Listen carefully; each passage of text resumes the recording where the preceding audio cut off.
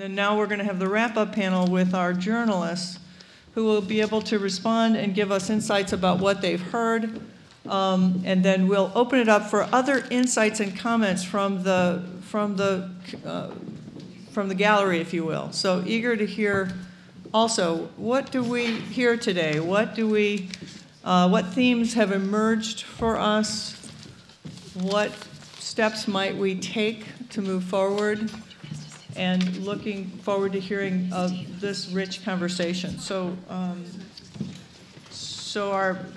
I'm just making an executive decision here. We're going to hear first from our journalists. So let's just have Michelle, Jack, and Amy. And then Steve, if you want to give some comments, and I'll give some brief comments, and then we'll open it up. Sean, I'm just going to give you a heads up. I'm going to invite you also to jump in here after you hear from us, and we'll pass the mic to you to see what your bookending thoughts are. But thanks all of you for remaining for these rich conversations. Hello. This poor guy up here he's got to be an octopus. He's like got the camera over here, and then he's got the mic over here. So we're just I'm Michelle Boorstein. I'm a religion reporter from the Washington Post. We're just going to talk a little bit about some observations from the couple days and some thoughts about journalism's role. So I'm just going to tell you some of the things that I observed from writing about religion. One is that most of the speakers really didn't touch on religion that much, or religious literacy, or the religious dynamics of their topic. There were definitely exceptions, but a lot of people, didn't talk about how religion plays a role in their own work or in the crises that they described. So one of the things I was thinking about was why? Why was that? So we can explore that a little bit. The second was, a couple thoughts on that. One is whether there's anxiety for Americans around talking about religion, whether a lot of the issues are church-state issues for people working in government, and ambivalence about the topic, feeling that there isn't such a thing as religious literacy, those kind of things. Sean said last night that a lot of government officials consider religious literacy a luxury. I was wondering if that's another kind of why for me for these couple days, whether people think that it kind of can't be done, whether it's not really possible that we could agree upon it. A lot of people talked about the fact that spiritual figures and religious leaders don't address the topic. The mayor of Somerville talked a little bit about this. And I didn't know if, one of the things that we cover a lot in our work is sort of I don't want to say just decline, but like shifting sort of role of religious institutions and figures and communities, and sort of this question of the status of religious leaders and who speaks for religious communities and that kind of thing. A bunch of people here talked a little about the theologies of different perspectives on immigration and refugees. Kristen talked about, the God and country and anti-chaos and law and order and militarism and that kind of thing. So I was trying to think a little bit about the theologies that are brought to this topic. Another quick thing was influence of religious actors, et cetera. Okay.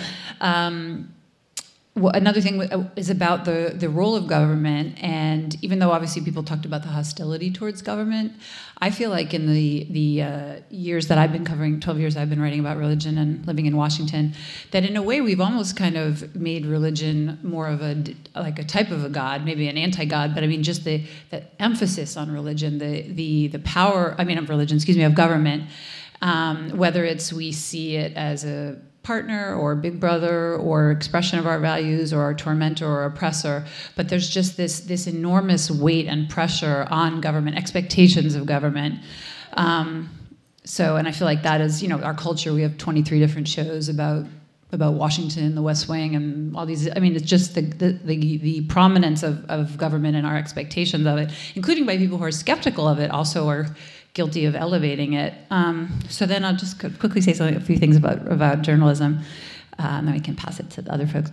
One is, I just wanted to say very briefly for people that don't know sort of what I see as, and I think is a common perspective of our role, which is to explain and report and hold accountable and that kind of thing, but not to advocate and not to moralize and that sort of thing. Not that those things can't be reflected, and obviously I'm a human being with my own perspectives, but that's not the core mission of journalism in my view and a lot of other journalists' view.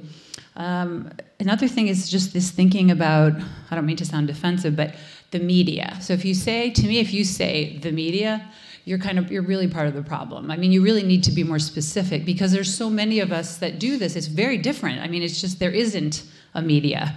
So I would just encourage you to catch yourself if you say that because you're not helping. And also, so think about what gets covered and doesn't get covered. I think somebody was talking about if it's an event is small or who shows up, and I mean all these decisions about coverage. Some people say if it's a small event, don't cover it at all, or cover it no matter what. If it's a tiny event, if it's extremists, or don't cover the White House if they're going to lie, or don't cover. This question about what gets covered and how we think about that, and the debates that we have about that. And I'm thinking about the thing of stature of religious players. We have that same question. So if you look at, I guess in Shelbyville, in the movie they showed this local reporter. I don't know how many journalists have that kind of influence. I mean, at this point, I mean, sort of our declining influence in a sense. I'm not saying the media. I just said don't say the media. I mean that journalism doesn't have power, but there's so many voices that have power. So I guess in terms of thinking about what is our people say sort of our ratings are in the toilet. It's sort of like how do we think about how much blame we're putting on certain articles and who reads them? Forget that. Who's reading them? How are they reading them? What else are they reading? How are they consuming us? And the desire of us to understand what I said before, to understand all sides, that can be very tricky as well because people increasingly want to see us be more crusaders, and I think that's a tough line for us in all this. I'm Jack, and I am a reporter with Think Progress publication out of DC. Don't worry, man. I used to run that exact same thing. When I was a student at HDS, I was the AV guy who had to stand in the back with the camera, so I know all about it. I'm so sorry. The bizarre thing and cool thing about this panel is that we're basically just telling you what our notes were while y'all were all talking, and so it's kind of like us pitching our editors, and you are our editors, and like whether or not we're going to write the stories, whether or not you like what we say. So this is just kind of reflections on things that I heard. And for me, in the first panel, when we were hearing from Sean Casey, I mean, one of the things that really struck me about what he said is how when he structured his department, the State Department, he really wanted not just, area academics, but someone who had specific knowledge of a granular topic in a specific place. And if he didn't have it, he had to figure out someone to learn about it. And a running theme I've seen throughout all of these panels is that you kind of need that person to help parse out the religion element in every panel that we've had. That context and specific expertise is really important. So for instance, in the government panel, the mayor of Somerville talking about sanctuary cities and talking about his own struggle here in this city. And obviously there's a bigger meta-narrative there of reacting to Donald Trump. But then you're also seeing these local religious actors and how they're working as advocates for immigrants and also standing up for refugees. And how all of this, the way you write a religion story in that panel is that you would probably talk to several of the people who are on the panel and try to pull together a consistent narrative of how religion plays a role. And it's not as easy as religion matters because of X. It's that religion matters because of the advocates. It matters because of the faith of the mayor. It matters because of how they're reacting to the articulated faith of Donald Trump. And I saw the same thing when we had, the panel where we were talking about what it's like on the border. We're talking about the individual faith of a Border Patrol officer, and we're also talking about the faith of those who are coming across the border, and we're also talking about the faith about evangelicals and how they react to it because they're shifting our major public policy. And we're talking about Shelbyville. You can't tell that story without talking about Charlottesville. You can't tell that story without saying that there's both faith on the protesters' side and faith on the part of the white nationalist side, or at least a claim to faith. And so I thought it was really interesting to see how difficult it is to write a religion story based on the complexities of these very specific moments in time, but how you cannot tell the story accurately without talking about faith. And so, in terms of my reflections on journalism after hearing from all y'all, I mean, I think what I took away from this was that, one, to tell a story accurately, you need to become an expert in that granular knowledge. You need to be that go-to person when you head to Charlottesville, when you head to Shelbyville.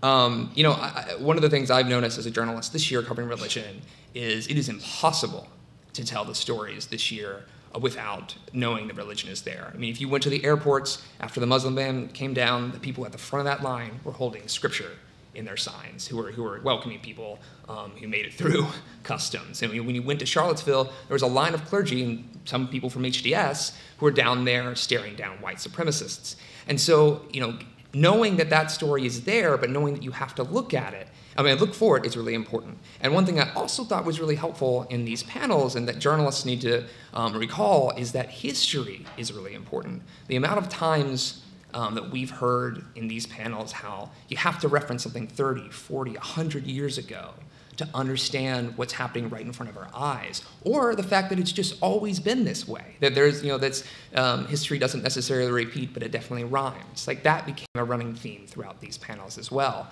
And I think that's a difficult thing for journalists because we always want to tell you something new. We always want to tell you what this is unprecedented. It has never occurred before. But the truth is that there's often nothing new under the sun. And every story is new and every story is old at the same time. So I think the most frustrating thing about watching you all talk is remembering how complicated it is, and understanding it is always going to be hard, and the role of a journalist is to figure it out for you anyway, and know that you're probably going to yell at us for not getting it all right once we hit publish. So I appreciate that, and but final point is that I also really appreciated about these panels how contextual they were, and how a lot of folks were working off of a case example, because it's really easy in DC as journalists to get wrapped up in a narrative where there is Trump, and then there are things of people reacting to Trump, and then only the top level component of that. Like those are the only conversations that matter. But what came across really clearly in these in these panels was a lot of the most interesting stories are happening at the ground level. And in some ways, they kind of have to, because if the federal government isn't moving at a certain level, or if Donald Trump, imposes a policy and then massive resistance movements keep it from actually happening, there's still things happening at the local, city, and state level that are changing, that are doing new things. And a lot of times, as y'all made clear, religious people are playing key roles in that, in those shifts. So paying attention to things, beneath the meta Trump story, I think will be really important moving forward, and for religion journalists as well.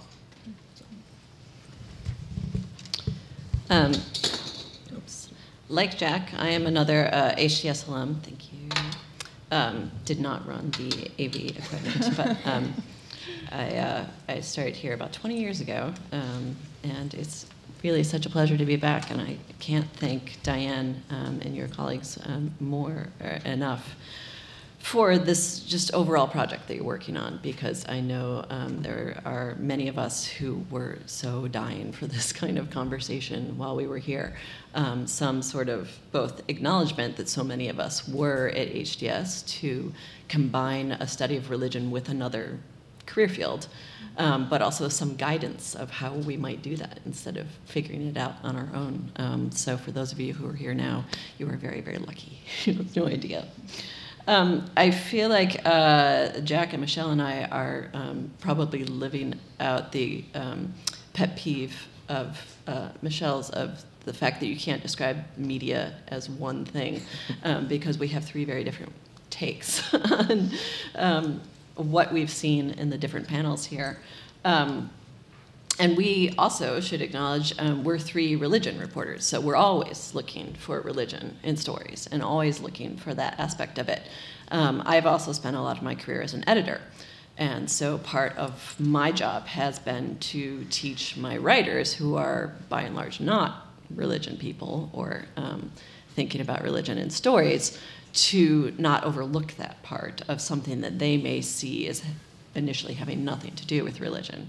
It's also part of my personal role. My husband is a journalist, and I still count maybe as one of my most proudest accomplishments, the fact that at least when he's assigned a story in politics or economics that touches on evangelicals somewhere, he will make sure to qualify whether he's talking about white conservative evangelicals. It's only taken almost 15 years now to convince him of that. Baby steps. But when I was listening to the different panels, what jumped out at me is that when we talk about religious literacy, we mean a whole bunch of different things by religion. One of them is definitely just simply knowledge about different religious traditions and different religious people.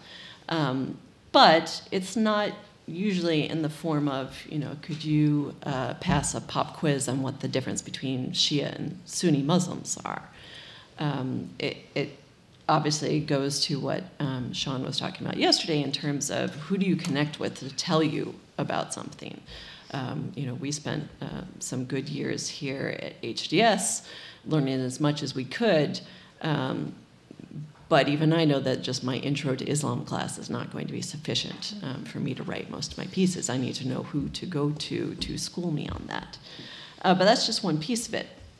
I actually heard religion all over the panels, because even if it wasn't people speaking about faith specifically, they were talking about faith actors often. They were talking about faith-based groups and nonprofits that may be secular but had people in them whose motivation was their faith for getting involved. Certainly, some of the work that we heard about on the border is driven by church leaders, is driven by different faith groups, and it's hard to understand the work without understanding who the people are doing that work. I think it can be similar in terms of teasing out concepts that are in some of the topics that we've been talking about that are religious or that turn out to be religious. Just to take one example that may seem obvious, but I don't think it is actually for most of our readers, sanctuary cities. I mean, when I hear sanctuary, I think of a church sanctuary, but I think it has just been a phrase for a lot of people meaning protection. And it does, in this case, mean protection, but what interests me so often about these stories is that we're talking about, before sanctuary cities, actual sanctuaries and congregations that provide protection. And in these cases, the past few years, it's been to folks who are undocumented and they need a place to be. One of the stories that I've actually been trying to every so often dip into a little bit more because I'm so interested in what it says about different conceptions of religious priorities and even who counts as religious and whose religious freedom matters, is what would happen in a hypothetical if, I don't even know who it would be. It would be Homeland Security, I guess. ICE would decide to cross the threshold and go ahead and not just pick up folks who are going into services, which we have seen happen over the last year, but actually go in and try to apprehend somebody who was under sanctuary in a church. And so, I've made calls to the folks at the Beckett Fund who are always out there pushing some of these religious liberty cases that usually have more to do with conservative Christians to say, is that an instance that you guys would see on your radar as something that you needed to just stand out there and yell about and put under the umbrella of religious liberty and what you're willing to fight over? And so far, there has been no comment. But that's an example of a story that I see as having religious conflicts all over it. But it's not going to be necessarily the first or even the 10th way that you see it covered. So there are, I think, challenges for all of you in terms of recognizing the role that religion can play, the role it can play when it's just very simply the matter of who the refugees are, say, that you are helping and what their traditions are, whether it's important to know the Hmong people and what is going to even be defined as religion for them, or whether it is a motivating factor, whether people are fleeing persecution, and it may not seem like persecution to you because you don't necessarily understand their traditions and understand why they're seen as threatening to people from other religious traditions. But I think some of it is going to be also communicating to folks like us and to our colleagues what the story is and why it should be something that we're focusing on. And that's where, we've got our job to do, but we also need some help helping our colleagues do their jobs and convincing our editors that these are things that are important, that it's not just something we hear so often, maybe not Jack, because he's got better editors, but that we're not just dealing with fringe groups and fringe folks. Often that fringe is actually an extremely large community that just isn't on the radar of our editors' lives or screens. So that can be one of the persistent challenges that we run up against. I want to just wrap up my part here by touching on something that I think Jack brought up, which is the idea of religion being a luxury that Sean had mentioned yesterday. It did make me wonder, given all the cuts that have already gone on at the State Department, given the future cuts that we anticipate, what, once they're in 4 or 8 years, is another administration in charge, what the chances are that religion will be seen once again as integral, or if it really still is just this luxury frill that you can afford to maybe spend a little bit on as a pilot project in boom times, but still is not seen as wrapped up in the heart of so many foreign policy issues, so many domestic policy issues. I would say if it's seen that way in the State Department, it's also seen that way, depending on which party is in power, in HHS, in HUD, in so many of the government agencies that really should have experts pervasive throughout their work, but who tend to just look on it as a little, oh yeah, I hadn't really noticed that until you pointed it out. Isn't that a neat, like, trivia item? Not something that is actually a key part of what they do. All that to say that I think we're on team not luxury, essential item, but that it's an ongoing struggle in our field and perhaps in your fields too, to get others to see that. Thank you.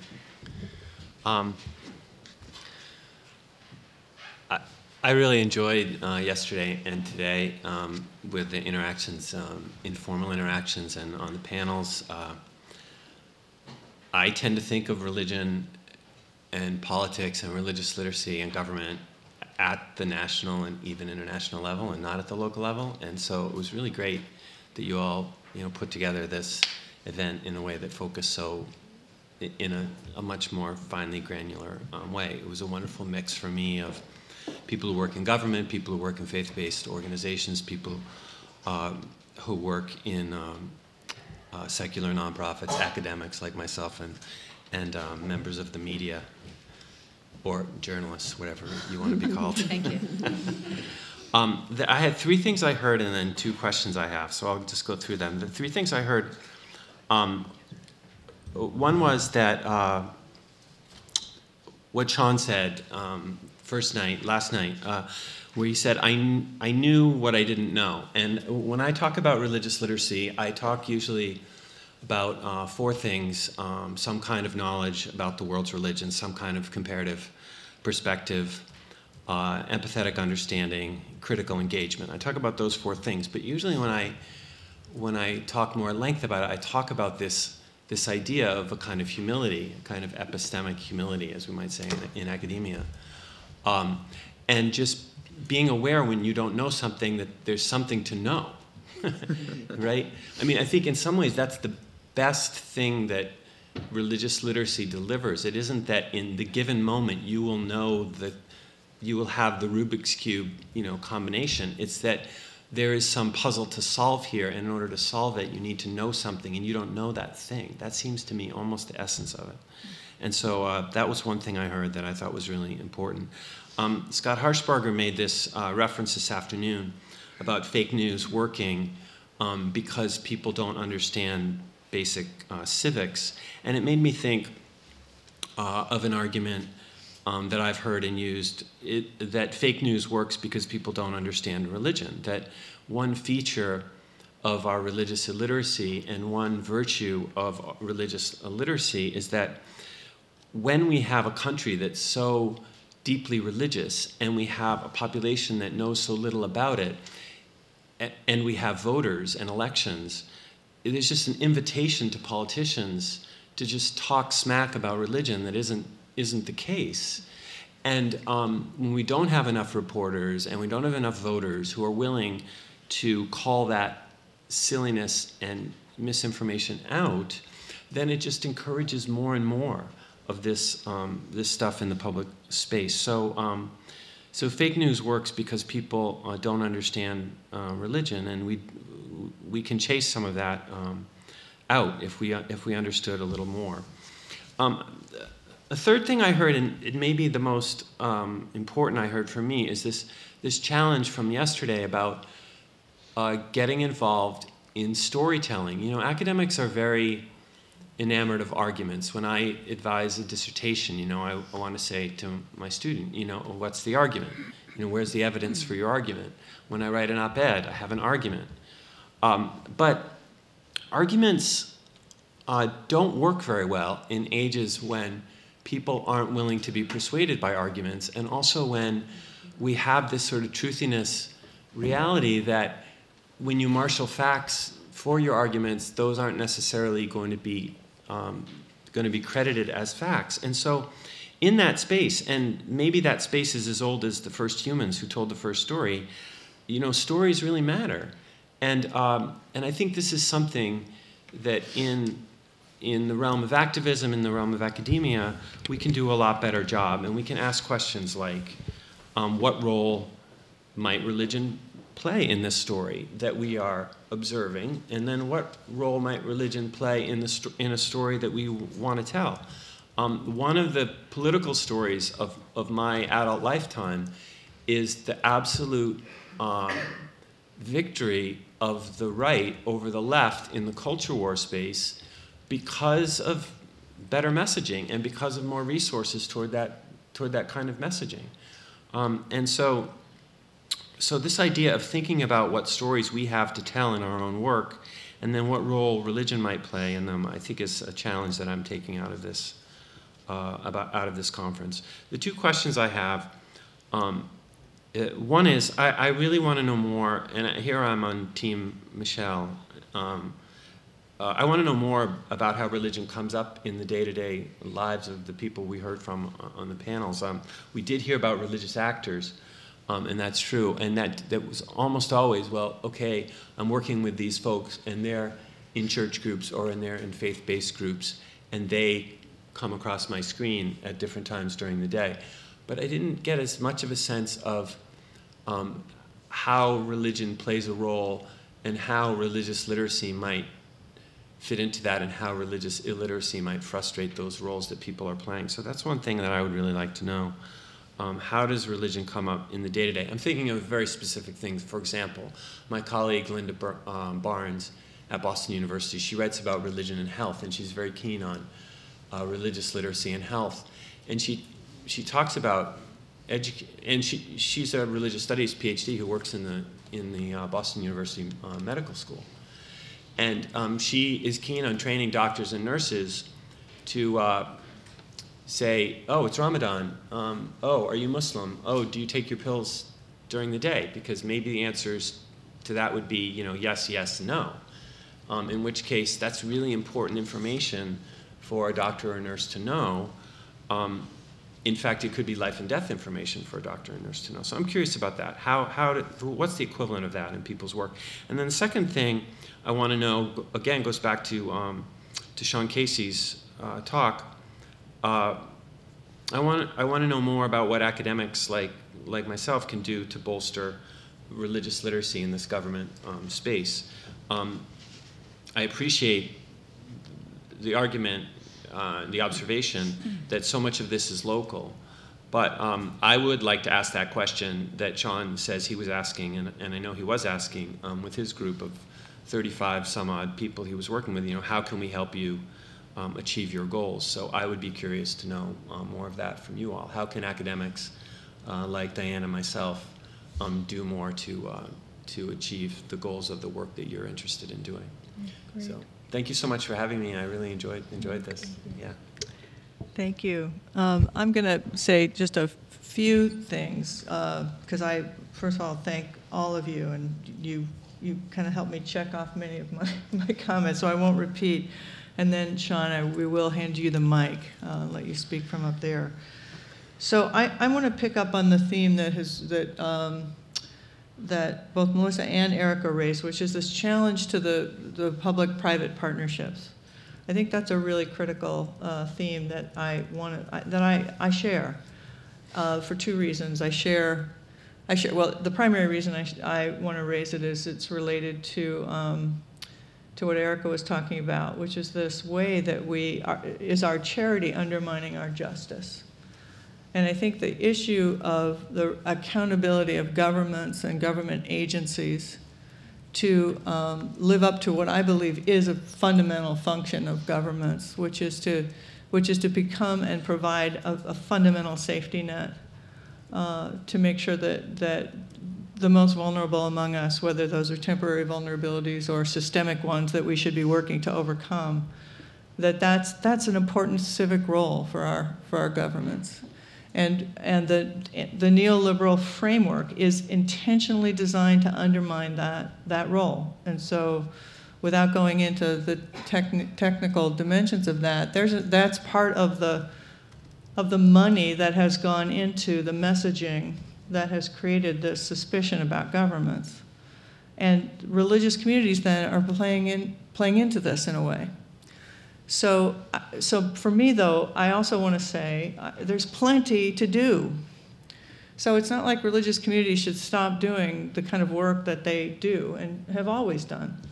But I would love to see, in this landscape, I would love to see religious communities spend a lot of effort rather than picking up the pieces of the minimized and dismantling of government structures, to only pick up those pieces, because someone's got to. There are real people that end up falling through the cracks in these times. So I'm grateful for the work that NGOs and religious communities do. But I think we also need to keep a very clear pressure on the public conversation to make sure that we reverse this narrative of the government conversation and the legitimacy of the minimizing of government services. That has to happen. We have to do that. And I think religious communities can play a larger role in a kind of moral discourse and public civic discourse to say this is not appropriate, while also still doing some of the work to pick up the pieces. So that's one side that I want to say. I think the only other thing I want to talk about is this, that we have heard a lot of different, appropriately, different representations of literacy, religious literacy, what we mean. A lot of it has used appropriately, again, notions that when we think about religion, we think of either faith actors, or we think of people who are inspired by faith, or we think of secular agencies trying to figure out what is relevant about faith. I just want to invite us to think maybe slightly more broadly that feeds into the humility piece that Sean that Sean you mentioned last night, and that also you were raising, and that Steve just mentioned, which is if we think about for me a fundamental piece of religious literacy is understanding the power of religion, and in people's lives for sure, but in the way that it shapes cultures. So if we're looking at the kind of fundamental prongs of religious literacy, would be religions are internally diverse. So we heard that from Kristen earlier, the importance of helping people realize that a given expression or expression of religion that might be in the ascendancy in public discourse is not the only interpretation of that tradition. There are always contested voices in these traditions. There are contested voices when we like what we hear. There are going to be contested voices that are challenging that, and there are contested voices when we don't like what we hear. They are out there, but we don't really know about them within, even, for example, within evangelical communities, right? So it's not like there's a broad stroke of evangelical communities who are now a block of, an impenetrable block. So that's important. The religions evolve and change is also about the historical understanding of the ways that, what are the conditions that shape the ascendancy of certain assumptions about anything but religion in this context. So what's given rise to the conservative religious, primarily conservative Christian voices since 1970 and onward? There's a whole confluence of factors that are political, economic, very much a coalition of people who have very multiple and overlapping interests. So I'm hearing that. This is what I'm hearing in Melissa and in Erica's comments. I'm kind of building off of your foundations. And then the third, the notion that religions are embedded. This issue of, the question of immigration is ultimately a question of who's an American. Who's an American? Who do we think is an American? And that those issues, those questions are going to be forever contested, but most of us would say, well, Americans are citizens. But I think the actual functioning discourse of who's an American is that a certain understanding of Christian America is in the ascendancy right now. And that's what is driving so many of the policies and actions and assumptions that we see playing out. And so knowing that, to know that we have an ascendancy of conservative Christianity that has always been there, but was dormant for a while and is now very prominent, that is really defining so many things in subtle ways. That's the literacy about religion. So it's not that we know the answers, but we know the questions. The questions. And Steve, you said it really beautifully. To know what to ask, to know what we don't know is what Sean said last night. To just know that what we think is going on, there's something else there, and then to figure out in any given context, which you only will know in the local context, which is why I so appreciate the incredible depth of our presentations today. You all who are in your places, you know your space, you know your context. And so, and that's the kind of expertise we need, because everything is local in these questions. So it's more a question not of saying we can give answers, but we can help maybe frame questions, and that seems to be an important role that I see for those of us who are scholars of religion, to be able to think, how do we communicate that set of questions better? So thank you. Those are my comments, and. Again, so grateful for everyone's. This was a really incredibly. Was well beyond my hopes or expectations. So, Sean, we're going to probably give you the last word here. So, appropriately, bookending us. Well, first of all, Diane, thank you so much for all you've done. I mean, to be in this room for a day and a half with so many religion nerds just does wonders for my soul. So this has been very, very therapeutic, and I think so many questions have been raised in so many topics. This has been very rich and fruitful for me. So again, thank you for all you're doing, and I hope that this has been a fruitful exchange for everybody that's been here. Let me just kind of run down the panel and react selectively to some of the things you said. So Michelle, your first question about why is religious literacy considered a luxury by people in government? It's not unlike people in your business. When there are cutbacks in print journalism, they don't go to the political desk first, right? There are a lot of brothers and sisters in your profession who were given pink slips in the recession because, religion, that's marginal. So, that's a luxury we can't afford. I think in government halls, it's so complex that people get brain freeze immediately and say, oh my God, to really do this is going to take so many bodies, and we may never be good at it. Frankly, that's my conclusion about the Pentagon in religion. They will never be good at it. They should get out of the business. Now, that wasn't a very sexy message when I went over across the river to the Pentagon. You guys just walk away because you're gonna cause more problems than you're gonna solve. So I think people in an era of declining resources, whether it's in print media or whether it's in foreign policy, just think, oh my goodness, our budgets are hemorrhaging, Congress is cutting, and so to go up there and ask for another $20 million to do this in religion just is a really, really tough sell in your business and in my former business.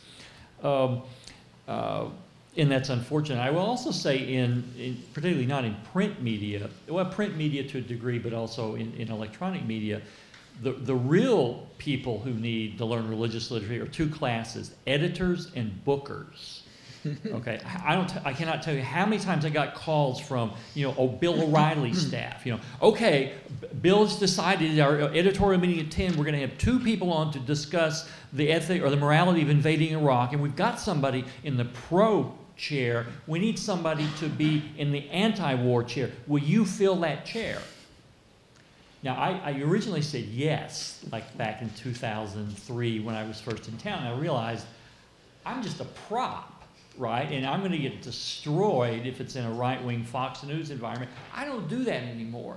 But the caller who Bill O'Reilly said, go find somebody for chair number 2, was a 23-year-old poli-sci major from Hillsdale College who knew nothing about religion and really was just going down a call list of vulnerable, stupid liberals who might actually say yes, right? And I was a newbie in town, so I went to the top of the list. The 23-year-old who called me had no idea about the moral issues surrounding the invasion of Iraq. They were just looking for somebody with a pulse.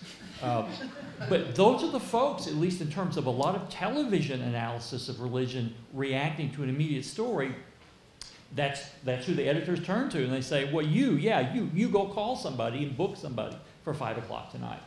Editors then, and how many times have I seen this, where religion will pop in a national and international news story, and they'll say, Michelle, I'm going to give this to the person who covers the political beat, right? And then you may end up being the tutor to that reporter saying, well, this is how religion cuts across.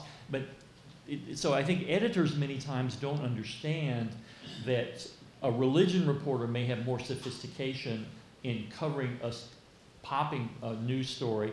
Now, one of the good scenes is trend seems to be that more and more print outlets now are having you'll see two names on the story or 3 names, where I think 10 years ago, perhaps that was less often done at the Post and at the Times, where there would be the 800-pound gorilla political reporters that get out of my way, I own this story. Yeah, I think it's much more open today. Who are on the byline, right? Yeah. I think the internet is, I think the internet's changing that.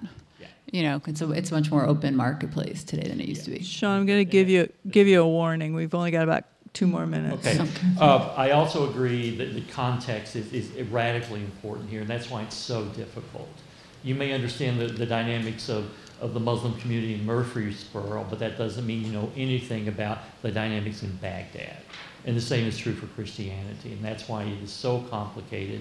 I may hire a PhD at the State Department who knows Islam in Pakistan, but they're useless to me in London. And it's because it's just that hard to really understand what's going on. Will religion ever return to the State Department? I have no idea. It probably will never return in the form it was under me, but I remain hopeful. As I said, there are many, many ways you can socialize religious literacy in complex government bureaucracies. You don't have to have a shiny office at the top of the pile to do that. And lastly, Steve, your question about day-to-day lives, the most successful moments I had in my diplomatic career when I would ask 2 questions in religious communities. I would say, what's going on in your community? And I would shut up. And religious folk, here I'm essentializing and I realize it, they love to talk about what's going on in their community. It seems to be universal. There are very few reticent religious groups. Now there's some, but by and large. And then second, the question would be, from the perspective of your community, how do you assess what's going on in your neighborhood? And so asking the right questions and listening to people and getting them to talk is absolutely fundamental to success, I would say, in diplomacy, but also in most local government work. If you come in and intimidate people, if you make people feel uncomfortable, then you've lost the game from the beginning. But it's more about how can government folk who have some degree of religious literacy know the right questions to ask, and then can you shut up and let them tell their stories. That's the way you begin to build relationships.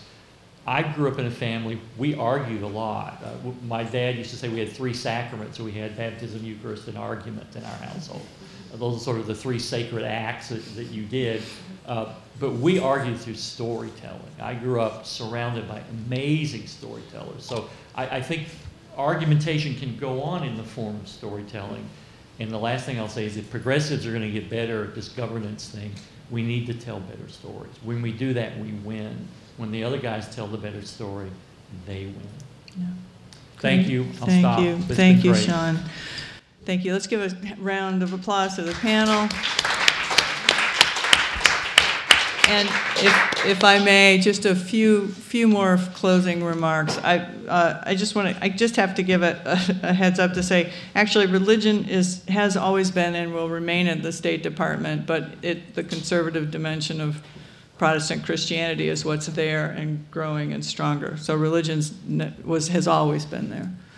It just isn't there in the nuanced way that your remarkable work and I just want to say publicly, you did a remarkable thing to create that office out of scratch, and it made a big impact while it was there. I do have trust that it will come back because you create a wonderful template. So thank you for that incredible work that you did. And so the other comment to make and then closing comments is just to say that we have talked about wanting to have publications or something come out of these symposia. It seems to me, this is off the top of my head, but it seems to me that part of what something like a symposia like this requires that we think about what stories we need to tell out of this panel and what it means to come together to think in new ways about the stories that unite us but also help focus us on these incredibly complex, rich questions. So for those of you who are, those of you here as participants, if you can help us think about that, what would be most useful for us to do something with this material. These have never been intended to be one-off events. They're just beginnings of networks and ways to then think about building on these beginnings. We're eager to help you, have you think with us about how to do that. And then in closing, I just want to say thank you to all the panelists. This was a remarkable day and a half of conversation, and so grateful for your taking the time to join us. I know all of you are engaged in work and this is a busy time of year, just so generous of you to take the time to be with us and to share your wisdom and your stories. I have learned a ton. I know all of us here have. So I want to thank all of you who traveled to be with us. And I hope, please, with a sincere plea to keep in touch with us. This is, again, a beginning, not an end. I want to thank you again, Sean, for again, your leadership, but your willingness to help us shape this and to be our keynote, to help shape that event, and to be our bookend. So thank you for that on the fly. I want to thank our wonderful AV people who always do octopus things. It's remarkable in the behind the scenes. I want to thank Bruce McGever, who is the generous donor of this entire series. We would not be able to do any of this without his generous support. I'm sorry he can't be with us.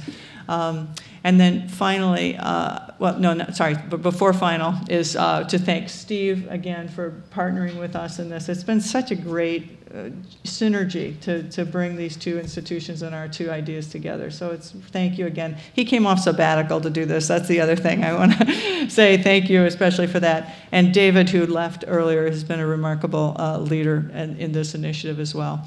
And then finally, I started last night, and I must now end with thanking, really, truly, not exaggeration, the two people most responsible for this entire event in everything from the nuts and bolts to the wonderful, rich intellectual foundations of what we've done through the case studies, Sarah Ben Levy Brightman and Lauren Kirby. So thank you.